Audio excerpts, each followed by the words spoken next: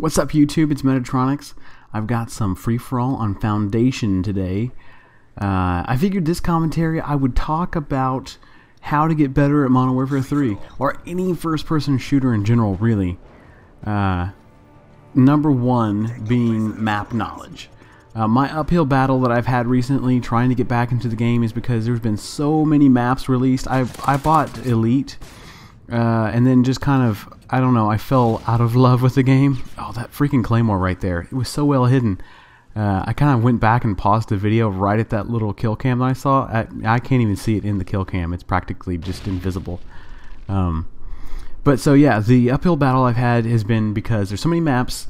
I purchased Elite, and I was keeping up with the maps. I mean, I had been playing for a while. I just recently got a new computer, and so I had been playing some stuff on Steam, and it's been a few months since I have played this game, or at least been serious about it, and I just had not been acquainted with the new maps really, and there's a lot of them, and so it just took me a while to get back in the game. I mean, everyone else who's been playing this, as soon as the new maps are released, right there, I have no idea how he got a headshot on me. I mean, I couldn't even see the dude. But so everybody's been playing the maps. I had not, and he gets me again. So I was at a pretty big disadvantage. But I'm finally getting reaccustomed with the maps, understanding where the spawn points are, and that sort of thing. So that's point number 2, spawn points. Understanding, especially in any game mode where people are going to be respawning. I mean, obviously in something like let's say you're playing Counter-Strike, or you're playing this with Sabotage, or whatever, where you've only got one life per round. You know, it's not important to know the spawn points, but if you're playing free-for-all like this, or you're playing team deathmatch or other team games where people are respawning, it's important to know where they're going to be respawning. And see right here, I keep checking. There's a spawn point on the right-hand side over, yep, right there where that guy just walked in, and there's one on the other side as well.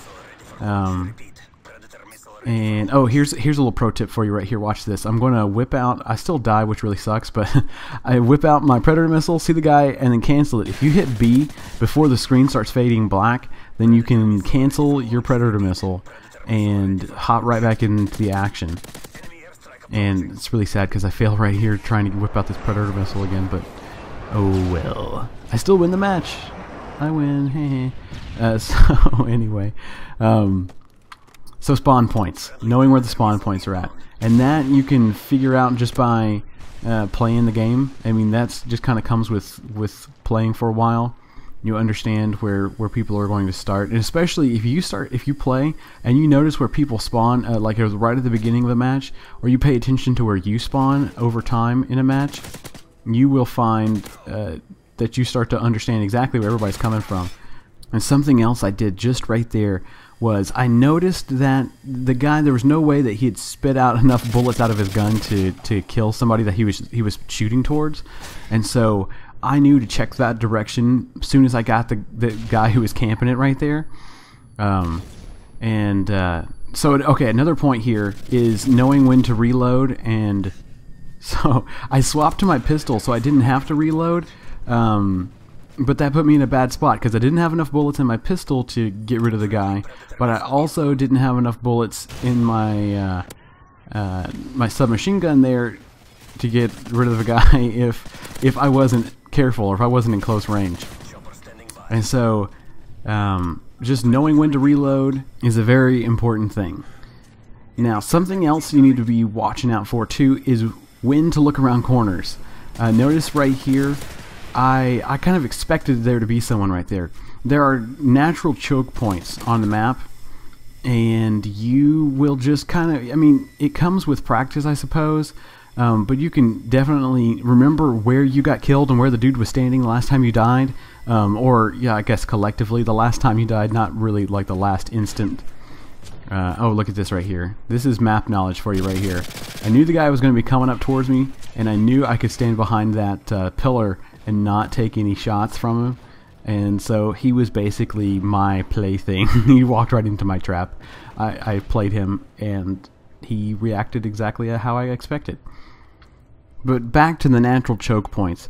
I mean, things like long hallways, or long sight lines, especially if they're near spawn points, you need to always be aiming down sights, ready to go as soon as you're whipping around that corner.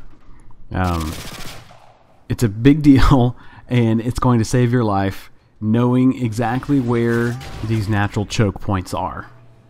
Now, another big thing, especially when it comes to Call of Duty, is perks. Now, there's lots of games out there where you have different elements that you can add to your character that gives them benefits in some ways, but Call of Duty is super important to know exactly what things are going to benefit you. And it really depends a lot on your playstyle. Are you going to be the person who is running and gunning? Are you going to be the person who's going to kind of play defensively and need a lot of ammo? Those sort of things, So I know personally for me, I hate hearing my own footsteps. Like, that is, I even hate them in real life. And I don't know if that comes from playing video games all my life, because I've always enjoyed stealth shooter action-y type games. Stealth action, does that even make sense? I don't think so, but I said it, so there. But I want to give myself the advantage when it comes to being stealthy, being unnoticed. So I hate getting killed by airplanes and helicopters and whatever else. Especially if they're autonomous. You just set it and forget it. It's the Ronco helicopter. So yeah, if you got a hind or whatever, and it's doing its thing, I hate getting killed by other people's stuff. So blind eye is a big deal. Dead silence is a big deal. And assassin really does help a lot of times. And there's a couple other red perks that I enjoy as well. So, it's whatever fits your vibe. That's what you need to be using. So on to another point here. Right here, I got really wounded. You always want to make sure you are healed up 100% before you hop back out into the action. And you can hear it. Wow, that guy quickscoped me. I remember I did the same thing when I played this, just like, dang, how did he do that so fast? Yeah, that was a nice shot. But you want to make sure you're 100% healed up, and if you listen to your character's sound, you can hear him do an exhale like, ah, I'm healed, ah. And so listen for that, and make sure you're healed up, because nobody wants to be almost healed and it's not like a gradual thing either. You are hurt until you aren't hurt, if that makes sense. You have to wait until the full extent of your little healing period is done before you can run back out there and just expect to take your 3 or 4 hits before you die, because otherwise you're still like one bullet away from death, and all somebody's got to do is just to pop around a corner with a pistol practically and annihilate you, which is not fun. And now something else that really helps me out is I have a headset. And I know there's some people out there who hate on folks for having headsets, but I think it's probably because they don't personally have one, because it makes all the difference in the world. I mean, it really does. Being able to hear when someone is reloading, or when they're walking up, and if they're on metal, or if they're on a dirt surface, or if there's just all sorts of things that you can tell just from listening. And so it's a big deal, and it's the next level. I mean, like, if you want to take your game to the next level, getting a headset is the way to do it. Well, guys, we're coming to the end of the gameplay. I may make this thing like an ongoing series, because there's still a lot of things I could talk about. But hey, guys, if you liked the video, give it a like. I did pretty darn good in this game, if I do say so myself.